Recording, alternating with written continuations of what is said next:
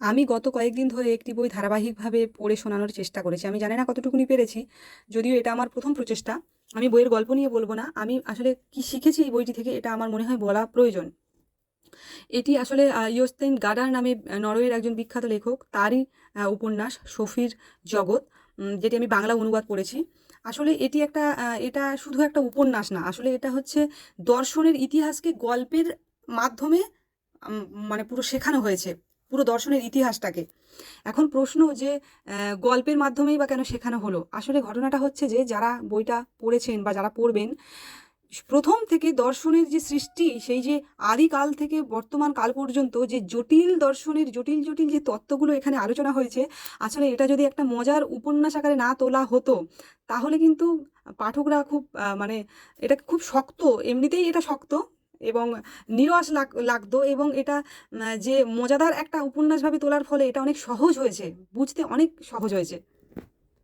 তো প্রথম যেটা বলি যে আমি কি শিখেছি, প্রথমত যে জিনিসটা সেটা হলো যে প্রশ্ন করতে শেখা। একদম এই উপন্যাসের প্রথম যে জিনিসটা দেখাচ্ছে যে আমি কে, ঠিক আছে? এই পৃথিবী কোথা থেকে এলো, এই যে জিনিসগুলো আমরা নতুন করে আবার ভাবতে শিখি এবং নতুন করে এই সমস্ত জিনিসগুলো নিয়ে, যেগুলো আমাদের কাছে অনেক বেশি সাধারণ মনে হয়, কিন্তু সেই জিনিসগুলো সম্পর্কে আমরা সবকিছু খুব সহজে মেনে না নিয়ে প্রশ্ন করতে শিখি। আমাদের জীবনে প্রত্যেক দিন কি চলছে, আমাদের মাথায় কি আসছে, আমরা যেগুলো করছি, সমস্ত কিছু নিয়ে কিন্তু আমরা প্রশ্ন করতে শিখি। দুবার ভাবি আমরা যেটা করি। দ্বিতীয় যে জিনিসটা যেটা যেটা আমার ভালো লেগেছে ভীষণ, সেটা হলো যে অবাক হওয়ার যে ব্যাপারটা।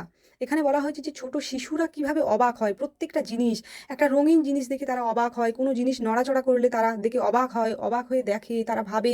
এই যে ব্যাপারটা, এই ব্যাপারটা আসলে আমরা বড় হয়ে হওয়ার সাথে সাথে কিন্তু হারিয়ে ফেলি। এবং আমাদের যে জীবন, আমাদের যে মানে দুরন্ত যে জীবন, সেখানে কিন্তু এই অবাক হওয়ার ব্যাপারটাকে আমরা অতটা গুরুত্ব দিই না। কিন্তু এখানে আমাদেরকে আবার নতুন করে অবাক হওয়ার যে ব্যাপারটা, সেটা কিন্তু হতে শেখায়। আমরা হইও, বইটা পড়ার শেষে আমরা কিন্তু আমাদের আশেপাশে যা কিছু দেখি, আমরা কিন্তু সেগুলো নিয়ে ভাবি। সেগুলো নিয়ে ভাবতে থাকি। একটা একটা ফুল, একটা পোকা, আকাশের তারা, আকাশ, চাঁদ, এগুলো সমস্ত কিছুর দিকে কিন্তু সত্যি, সত্যি তাকিয়ে থাকতে ইচ্ছে করবে এবং ভাবতেও ইচ্ছে করবে। আরেকটা যে জিনিস সেটা হলো যে প্রত্যেকটা জিনিস যেটা হচ্ছে এখানে শেখায় যে অন্ধভাবে বিশ্বাস না করতে। মানে বলছে যে প্রত্যেকটা জিনিস নিয়ে চিন্তা করতে, তার বিশ্লেষণ করতে, যুক্তি দিয়ে তারপর সেটা মেনে নেওয়ার কথা বলছে। মানে আমরা আমাদের যে জীবন, আসলে আমরা আমাদের জন্মগ্রহণের পর থেকে আমাদের যা কিছু, আমরা যে একটা মানুষ, আমাদের যে চিন্তাভাবনা, আমরা যদি বলি যে এটা আমার চিন্তাভাবনা, এটা কিন্তু ভুল হবে। আমরা কিন্তু ছোটবেলা থেকে যা শিখি, পরিবার, সমাজ, মানে যা কিছু আমাদের শেখায়, সেই চিন্তাভাবনাই কিন্তু সেটাই আমি হয়ে যাই। আমাদের নিজস্ব কিন্তু আলাদা কোনো চিন্তাভাবনা থাকে না এবং আমরা কিন্তু ওই চিন্তাভাবনা নিয়েই কিন্তু বেড়ে উঠি এবং মারাও যাই। তো বলছে যে মানে লেখক এখানে বলছে না যে সবকিছু ত্যাগ করে দিতে, আমাদের যে বিশ্বাস, আমাদের যা কিছু, আমাদের যে সংস্কৃতি, বলছে যে এগুলো নিয়ে চিন্তা করতে, ব্যাখ্যা বিশ্লেষণ করতে এবং তারপর কিন্তু উনি মেনে নেওয়ার কথা বলছেন। এবং আমাদের সত্যি, সত্যি, হ্যাঁ, মানে তখন মনে হবে যে আমি যেভাবে বেঁচে আছি বা আমার যে চিন্তাভাবনা, সেটা কি আসলেই আমার? নাকি এটা আমাকে শেখানো হয়েছে তাই আমি এটা নিয়ে চলছি বা এটাকে বিশ্বাস করছি। আর একটা জিনিস যে এই বইটি না পড়লে আসলে এটা কখনো বোঝা সম্ভব নয় যে আসলে দর্শনের যে গুরুত্ব বা ভূমিকা আমাদের জীবনে এবং এই পৃথিবীকে বোঝার জন্য যে দর্শন কতটা জরুরি, সেটা কিন্তু এই বইটা না পড়লে বোঝা যায় না। তার কারণ হচ্ছে আমরা যারা প্রথাগত শিক্ষায় শিক্ষিত, আমরা কিন্তু কখনো ভাবি না যে দর্শন আমাদের জীবনে প্রয়োজন। আমরা ভাবি যে দর্শন পড়বে তারাই যারা দর্শন নিয়ে পড়াশুনো করে বা টুকটাক আর কি বিভিন্ন দার্শনিকদের থিওরি আমরা জানি। কিন্তু সত্যি কথা বলতে যে দর্শন আমাদের জীবনে কতটা গুরুত্বপূর্ণ এবং এই পৃথিবীরকে বোঝার জন্য কতটা গুরুত্বপূর্ণ, আমাদের দৈনন্দিন জীবনে দর্শনের যে প্রয়োজন, সেটা কিন্তু এই বই না পড়লে কিন্তু বোঝা যায় না। তার কারণ আমরা যে মানুষ, আমরা যে চিন্তা করি, আমাদের জীবন যে পরিচালিত হয়, এই এগুলোর সাথে, সমস্ত কিছুর সাথে কিন্তু দর্শনের গুরুত্বপূর্ণ একটা সম্পর্ক রয়েছে। তার কারণ আমরা যদি নতুনভাবে ভাবতে না শিখি, চিন্তা না করতে পারি, আমাদের জীবনের কিন্তু অগ্রগতিও সম্ভব নয়। এবং এখানে আরেকটা জিনিস যেটা আম শেখানোর চেষ্টা করা হয়েছে, সেটা হলো যে বলছে যে এখন তো আমরা অনেকে অনেক কিছুই জানি। আমরা যে সময়ে এখন বাস করছি, যে তথ্যের যে ব্যাপারটা, মানে প্রচুর, প্রচুর তথ্য সবসময় আমাদের কাছে আসছে। কিন্তু এই বই আমাদের শেখাচ্ছে যে তথ্যই শুধু গুরুত্বপূর্ণ নয়। যে তথ্য আমরা পাচ্ছি, সেই তথ্য থেকে আমরা বলতে পারি না যে আমরা জ্ঞানী। বলছে যে এই তথ্য আমাদের কাছে যেটা আসছে, সেই তথ্যকে বিশ্লেষণ করতে হবে এবং সেই তথ্যের সাথে আমাদের জীবনের কি সম্পর্ক, সেই জিনিসটাকে বের করতে হবে এবং সেটাই হচ্ছে কিন্তু আসল জ্ঞান।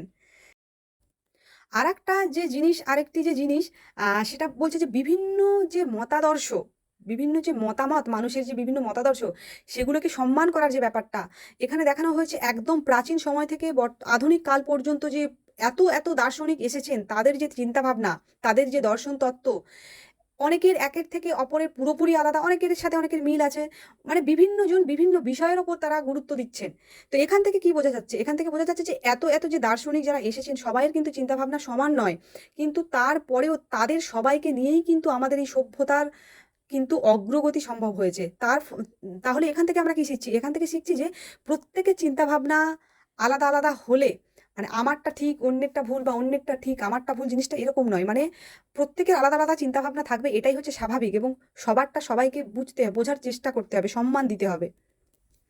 এবং এই বইটির সবথেকে গুরুত্বপূর্ণ যে জায়গাটা, সেটা হলো যে আসলে আমরা এটা পড়ার পরে আমাদের জীবন সম্পর্কে অনেক বেশি সচেতন হয়ে যাই। আসলে আমরা কি করছি, কি ভাবছি, আমরা কি চাইছি, যেটা আমরা চাইছি সেটা আমরা চাইছি তো, নাকি আমার পরিবার যেটা বলেছে সেটাই আমি করে চলেছি, এবং আমি বোকার মতো ভাবছি যে না, এটা তো আমার চাওয়া, বা সমাজ যেটা চাইছে সেটা আমি করছি এবং আমি ভাবছি যেটা আমার চাওয়া।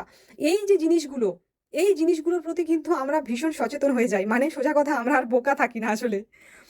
তার কারণ এখানে যখন শেষের দিকে দেখানো হচ্ছে যে আসলে সোফি আর আলবার্তো তারা কি তারা তারা একটা উপন্যাসের অংশ ছিল, কিন্তু তারা বাইরে বেরিয়ে গিয়েছিল। তো এখানে আমরাও কি আম, বড় গল্পের অংশ? মানে পরিবার, সমাজ, এই দুনিয়া যে গল্প বানিয়েছে, আমরা কি তার অংশ, নাকি আমরা তার বাইরে নিজেদেরকে নিয়ে ভেবে নিজেদের জীবন তৈরি করছি? এটা একটা দারুণ, মানে এই জায়গাটা ভীষণ গুরুত্বপূর্ণ একটা জায়গা। আর সব শেষে যেটা যেটা প্রথমেই বলা বলা হয়েছে, বললাম যে আসলে ভালো প্রশ্ন করতে শেখা। এই বই আসলে সবকিছুর উত্তর দিয়ে দিয়েছে পরিষ্কার করে, খুলে, যেমন একটা উপন্যাস হয়, কি ঘটলো তারপরে কি হলো, এরকম নয়। আসলে আমাদের দিকে অনেক অনেক মানে প্রশ্ন আমরা যাতে করতে পারি, সেরকম একটা ব্যাপার এই বইটা তৈরি করেছে। পুরো প্রথম থেকে শেষ পর্যন্ত, যে নিজেকে নিয়ে প্রশ্ন করা, আর এই দুনিয়াকে নিয়ে প্রশ্ন করা, আর সমস্ত কিছু নিয়ে প্রশ্ন করা।